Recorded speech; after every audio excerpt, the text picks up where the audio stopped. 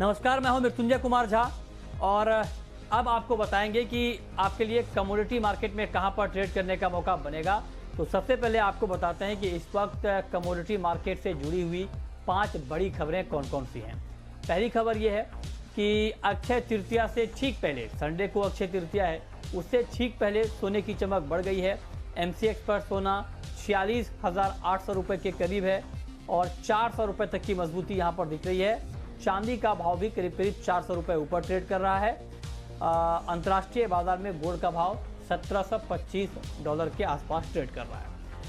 Crude की बात करते हैं। कच्चे तेल में जो पिछले 2 दिनों में तेजी आई थी, वो तेजी अब गायब होती हुई दिख रही है। 5% तक दाम यहाँ पर टूट गए हैं। 1200 रुपये तक भाव आ गया है और WTI क्रूड का भाव $16 के नीचे है। 3.5% की नरमी है। ब्रेंट का भाव $21 के करीब ट्रेड कर रहा है और फंडामेंटल तो कमज़ोर हैं ही कच्चे तेल के। यही वजह है कि मार्केट की कोई भी तेज़ी टिक नहीं पा रही है और अब बाज़ार एक बार फिर से दबाव में आ गया है। ग्वार की बात करते हैं। ग्वार में तेज़ी नहीं लौट रही है।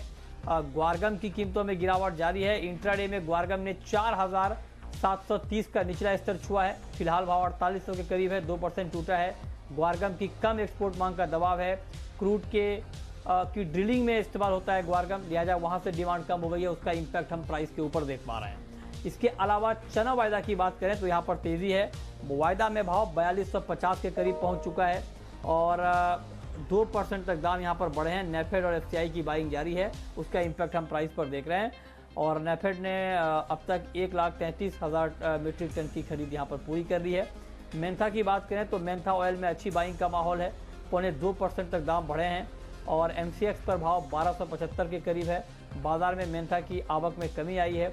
स्टॉकिस्ट कम दामों में नहीं बेच रहे हैं माल। ये 5 खबरें हैं इस वक्त की, लेकिन इन 5 खबरों के बाद अब बात करते हैं 5 ट्रेडिंग कॉल्स की। और ये बताने के लिए हमारे साथ एक्सपर्ट जुड़े हैं Ravindra V Rao, head of research Kotak securities के। रविंद्र जी, बहुत बहुत स्वागत है आपका। आज हफ्ते का आखिरी कारोबारी दिन है। गोल्ड से शुरुआत करते हैं। संडे को अक्षय तृतीया है। हालांकि इस बार पहली बार ऐसा होगा कि अक्षय तृतीया पर गोल्ड की फिजिकल बाइंग नहीं हो पाएगी, लेकिन उसके बाद भी गोल्ड के दाम बढ़ रहे हैं। क्या किया जाए? Good afternoon Mrityunjay. मेरे हिसाब से गोल्ड अभी भी पॉजिटिव है। अगर हम देखें तो इंटरनेशनल में कल के सेशन में गोल्ड ने 1764 का हाई लगाया था कॉमेक्स पर। हमारे यहाँ पर थोड़ा सा सबड्यूड था क्योंकि कल रुपी में थोड़ा सा अप्रिसिएशन हुआ था अगेंस्ट द डॉलर, तो उसकी वजह से इंडिया में गोल्ड थोड़ा सा सबड्यूड था कल। बट आज के सेशन में हमने फिर से एक्शन देखा है और गोल्ड में ऑलमोस्ट 46,830 के आसपास हाई बनाकर अभी उसके आसपास ही चल रहा है गोल्ड। कल जो US से जो stimulus measures, fresh stimulus measures आए हैं और जो जॉबलेस क्लेम्स बढ़ के आए हैं US के, एक्सपेक्टेशन ये है कि शायद अनएम्प्लॉयमेंट परसेंटेज जो है वो अराउंड 20% तक भी जा सकता है US में। तो ये काफ़ी कंसर्न वाली बात है। और जो हम ओवरऑल जो सिचुएशन देख रहे हैं लॉकडाउन के चलते, क्रूड में हमने जो हफ्ते के स्टार्ट में जो देखा और ओवरऑल जो सिनारियो है मार्केट में, वो गोल्ड के लिए काफ़ी कंड्यूसिव है। और जैसे आपने राइटली बताया कि अक्षय तृतीया है संडे को, लेकिन फिजिकल डिमांड नहीं नहीं रहेगा क्योंकि लॉकडाउन अभी भी कंटिन्यूड है। बट इंटरनेशनल बेंचमार्क गोल्ड अभी भी पॉजिटिव है। इन्वेस्टमेंट फ्लोज, इन्वेस्टमेंट डिमांड अभी भी काफ़ी अच्छा है। तो मेरे हिसाब से गोल्ड में पॉजिटिवनेस कंटिन्यू रहेगा। हो सकता है कि ये हमें नेक्स्ट वीक में अगर ये 1760 1765 के ऊपर सस्टेन करता है तो पॉसिबल है कि नेक्स्ट वीक में हम $1800 तक का लेवल भी देखें। ठीक है। और चांदी में क्या किया जाए? तो क्या आपको लगता है कि गोल्ड के साथ साथ अभी सिल्वर में भी बाइंग का मौका है? चांदी भी खरीदना चाहिए? वेल मृत्युंजय, चांदी में हमने वैसी अपमूव नहीं देखी है जैसे गोल्ड में है, लेकिन धीरे धीरे चांदी भी मेरे ख्याल से कैचअप गेम करेगा। और इवन चांदी में भी मुझे लग रहा है कि डिप में बाइंग ही करना चाहिए। इंडस्ट्रियल मेटल्स थोड़ा सा साइडवेज है, तो चांदी में मेरे हिसाब से गोल्ड जितना पॉजिटिवनेस नहीं रहेगा। बट मेरे हिसाब से 43,500 तक सिल्वर के प्राइसेस भी जा सकते हैं। आज और 1-2 दिन के पर्सपेक्टिव से मुझे लगता है कि 42,500 से 43,000 तक का लेवल पॉसिबल है। इसीलिए हमने डिप में बाइंग की स्ट्रैटेजी दी है। मेरे हिसाब से 41,000 के नीचे अगर फिसलेगा तो थोड़ा सा नेगेटिविटी आएगा इसमें। अदरवाइज मुझे लगता है कि सिल्वर भी थोड़ा सा पॉजिटिव रहेगा, बट गोल्ड जितना मोमेंटम हम इसमें नहीं देखेंगे शायद अपसाइड में। ठीक है, कॉपर में अभी क्या ट्रेड आप देख रहे हैं? क्या कॉपर में जो भी दाम पिछले कुछ दिनों में बढ़े हैं उसके बाद आप शॉर्ट करना चाहिए? बिल्कुल मृत्युंजय, क्योंकि बेस मेटल्स में जो रैली आई है वो मेरे हिसाब से सस्टेन नहीं करेगी। कॉपर में जो मे कॉन्ट्रैक्ट है उसमें अगर शॉर्ट टर्म के इस लिहाज से देखें तो 412 413 का एक स्ट्रॉन्ग रेजिस्टेंस है। जब तक वो नहीं निकालता तब तक मेरे हिसाब से राइस पर इसमें सेलिंग आने की पूरी चांसेस है। हमने ये कल के सेशन में भी देखा था, प्राइसेस फिर से 402 404 तक जाके फिर से एक बार 375 तक आए थे और उसके बाद हमने एक अपमूव देखा है। लेकिन मेरे हिसाब से एक ब्रॉड रेंज रहेगा कॉपर में, 365 ऑन द डाउन साइड और अपसाइड 410 412 का। एक दो दिन के पर्सपेक्टिव से मेरे हिसाब से 402 403 तक आता है तो एक बार शॉर्ट किया जा सकता है। पॉसिबल है कि इसमें 392 390 तक प्राइसेस फिर से आए। इमीडिएटली मुझे लगता है कि 397 तक के टारगेट्स पॉसिबल है कॉपर में। ओके, ठीक है। सोयाबीन का वायदा अभी आपको बाइंग के लिहाज से अट्रैक्टिव दिख रहा है या यहाँ पर थोड़ा वेट करना चाहिए? क्या करना चाहिए? वेल मृत्युंजय, सोयाबीन में हमने एक 200 से 300 रुपए का एक रेंज मूव देखा है। नीचे में 3,600 के नीचे नहीं जा रहा है सोयाबीन के प्राइसेस, और ऊपरी लेवल पर 3,850 870 के आसपास इसमें रेजिस्टेंस देखने मिल रहा है। सो मेरे हिसाब से अभी ये थोड़ा सा लोअर एंड पे 3,750 या 740 के आसपास एक बार इसमें बाइंग किया जा सकता है। मुझे लगता है कि फिर से एक बार 820 830 तक के लेवल हम इसमें देख सकते हैं। 3,720 का हम इसमें स्टॉप लॉस मेंटेन कर सकते हैं। ठीक है, ओके। तो ये राय आपकी सोयाबीन पर है। और मस्टर्ड में क्या किया जाए? वेल मस्टर्ड में एक अच्छी शॉर्ट स्ट्रैटेजी बन रही है मृत्युंजय। नीचे में 4,055 से लेकर 4,050 तक का लेवल हमें लग रहा है। 4,120 तक अगर इसमें रैली आती है तो शॉर्ट के लिए अच्छी अपॉर्चुनिटी होगी। 4,140 का स्टॉप लॉस आना चाहिए, रिस्क रिवॉर्ड काफ़ी अच्छा है। और अगर 4,050 के नीचे फिसलता है तो फिर 4,030 तक के लेवल भी हम इसमें देख सकते हैं। ठीक है, तो ये 5 कॉल जहां पर आपके लिए ट्रेड का मौका बनेगा। लेकिन अब शुरू करते हैं सवाल जवाब। और पहला सवाल है रमेश का, राजस्थान से हमारे साथ जुड़ रहे हैं। पूछिए रमेश जी। नमस्कार। नमस्कार सर। नमस्कार, पूछिए। ग्वारगम में अभी क्या करना चाहिए, बाय या सेल? ग्वारगम में अभी क्या करना चाहिए, ये अच्छा सवाल आपने पूछा है, क्योंकि ग्वारगम के दाम लगातार गिर रहे हैं। क्योंकि जो क्रूड में गिरावट आई है उसके बाद ग्वारगम की एक्सपोर्ट डिमांड घटने की आशंका लगातार बढ़ती जा रही है। उसका इम्पैक्ट हमने प्राइस के ऊपर देखा है। रविंद्र जी, अब यहाँ से क्या लग रहा है आपको ग्वारगम में? बिल्कुल मृत्युंजय, क्रूड में जिस तरह की सेलिंग हम देख रहे हैं मेरे हिसाब से ग्वारगम में भी डाउनसाइड कंटिन्यू रहेगा। हमें लग रहा है कि 4,880 से 4,900 का एक स्ट्रॉन्ग रेजिस्टेंस है। जब तक इसके ऊपर नहीं निकलता तब तक इसमें एक नेगेटिविटी बनी रहेगी। 4,700 से 4,650 का इमीडिएट टारगेट होगा। अगर उसके नीचे सस्टेन करता है तो और नीचे जा सकता है। अदरवाइज मेरे हिसाब से 4,700 से 4,900 के रेंज में ये कंसोलिडेट करेगा। ओके, ठीक है। तो ये राय है आपकी ग्वारगम पे कि अभी यहाँ पर क्या ट्रेड आपको करना चाहिए। एग्री में और कोई ऐसा काउंटर जहां पर आपको ये लगता हो कि अगले हफ्ते अच्छा खासा एक्शन दिख सकता है? हो सकता है मृत्युंजय कि ग्वारगम में ही हमें एक डाउनसाइड मूव दिखे, क्योंकि क्रूड में पॉसिबिलिटी है कि 18 से लेके $19 का एक रेजिस्टेंस ले क्रूड, और इसमें फिर से हम एक बार सेलिंग देख सकते हैं टुवर्ड्स 14 से $13 तक। तो अगर गुआर सीड की बात करें तो गुआर सीड में मेरे हिसाब से 3,430 का एक स्ट्रॉन्ग रेजिस्टेंस है, और उसके बीच में एक 200 डे मूविंग एवरेज का रेजिस्टेंस है नियर 3380। तो मेरे हिसाब से 3,380 से 3,400 का एक अच्छा लेवल होगा इसमें शॉर्ट करने के लिए। 3,440 का एक स्टॉप लॉस इसमें मेंटेन कर सकते हैं।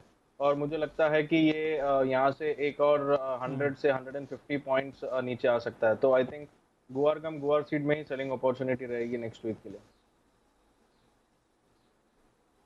ठीक है। अगला सवाल है भरत का, नासिक से हैं हमारे साथ। पूछिए भरत। कॉटन ऑयल केक में क्या करना चाहिए करंट लेवल पर?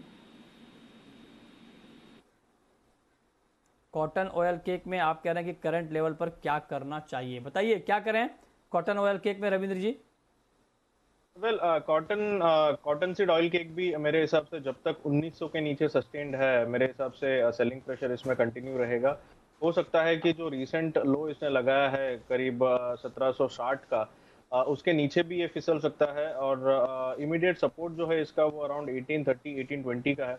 अगर वो निकल जाता है तो फिर मुझे लगता है 1760 के नीचे भी ये चला जाएगा। तो जब तक 1900 होल्ड है ऊपर के लेवल पर, I think rise should be used as selling opportunity. 1900 1920 के ऊपर ये थोड़ा सा पॉजिटिव हो सकता है, अदरवाइज आई थिंक इसमें नेगेटिविटी कंटिन्यू रहेगी। ठीक है। अगला सवाल है करण सिंह का। पूछिए सिंह साहब। सर भाई जानना चाहते थे सर, अभी कल परसों न्यूज में दिखा रहे थे कि गोल्ड अभी वापस नीचे जाएगा, तो क्या भी नीचे आएगा सर? गोल्ड क्या भी नीचे आएगा? क्या गोल्ड नीचे आने की भी कोई संभावना है क्या रविंद्र जी? वेल देखिए मृत्युंजय, जैसे हमने गोल्ड का मूव देखा है, इंटरमिटेंटली हम गोल्ड में एक करेक्शन देखते हैं। हो सकता है कि एक इंटरमिटेंट करेक्शन आए इसमें, क्योंकि वोलेटिलिटी ओवरऑल सारे मार्केट्स में काफ़ी बढ़ गई है। तो नॉर्मली वीकेंड्स पर हमने देखा है कि लोग प्रॉफिट बुक करके एग्जिट कर लेता है, क्योंकि वीकेंड में कुछ ना कुछ एंड ऑफ द वीक कुछ ना कुछ न्यूज़ आता है, एंड मंडे को market it might open gap up और गैप डाउन। सो मेरे हिसाब से हो सकता है कि थोड़ा बहुत करेक्शन आए, लेकिन जो इसका अंडरटोन है और जो ट्रेंड है वो अभी भी इसमें बुलिश है। तो आई थिंक इसमें अगर 46,400 46,300 तक भी अगर इसमें करेक्शन आता है, जबकि अभी 46,800 के आसपास ट्रेड कर रहा है, अगर वहां तक आता है तो आई थिंक एक अच्छी बाइंग अपॉर्चुनिटी है। शॉर्ट करने से थोड़ा सा अवॉइड करना चाहिए गोल्ड में। अगर डिप आता है तो डिप में बाई करना बेटर स्ट्रेटेजी होगी। ओके, तो आप कह रहे हैं गिरावट पर बाई करके चलना बेहतर रहेगा। अगला सवाल है अनिल का, अकोला से। पूछिए अनिल जी।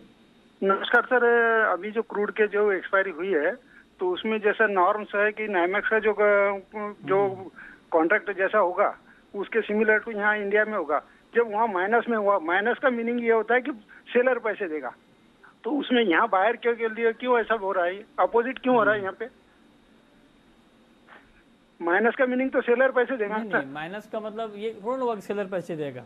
हाँ, नहीं, माइनस का मीनिंग ये होता है ना सर। आपने मान लीजिए शॉर्ट किया, जब आप कमोडिटी में ट्रेड करते हैं तो आप जब शॉर्ट करते हैं तो, और शॉर्ट करने में जब क्रूड के दाम नीचे आते हैं तो आपको फ़ायदा होता है।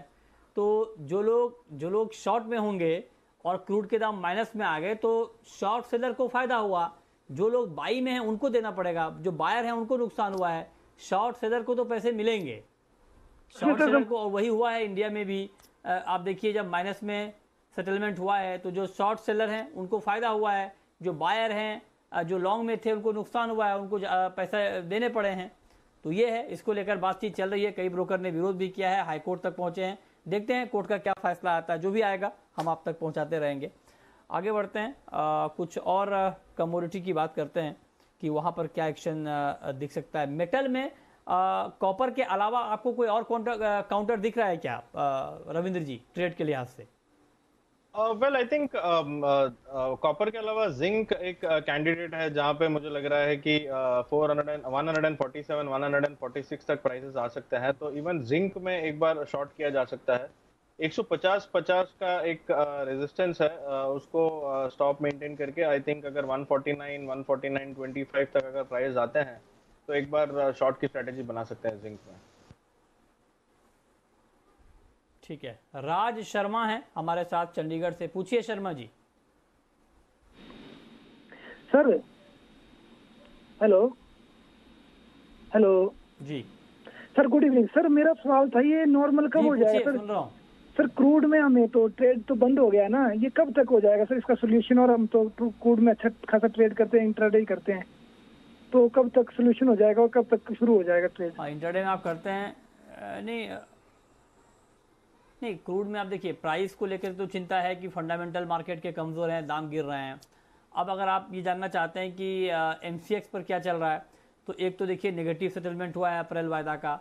आगे के लिए बातचीत चल रही है कि क्या इन्होंने कुछ नेगेटिव मैकेनिज्म तैयार किया है, इसको लेकर हमने सवाल भी पूछे हैं। और क्योंकि नाइमेक्स में ये प्रोविज़न किया गया है माइनस के लिए चेंजेज, अब यहाँ पर भी बातचीत चल रही है। जो भी अपडेट आएगा वो हम आप तक पहुँचाएँगे, इस पर हमारी नज़र लगातार बनी हुई है।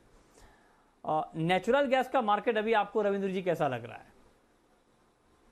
वेल नेचुरल गैस में मेरे हिसाब से मृत्युंजय 136 135 का एक सपोर्ट है। अगर वहां पे आता है तो एक अच्छा बाई बनता है नेचुरल गैस में। 132.20 का सपोर्ट है इसमें 200 मूविंग एवरेज का, उसका एक बार आप स्टॉप लॉस मेंटेन किया जा सकता है। और 136 के आसपास एक बार बाइंग किया जा सकता है। 142 तक प्राइसेस इसमें फिर से आ सकता है, तो आई थिंक डिप में बाइंग करना बेटर स्ट्रेटेजी होगी नेचुरल गैस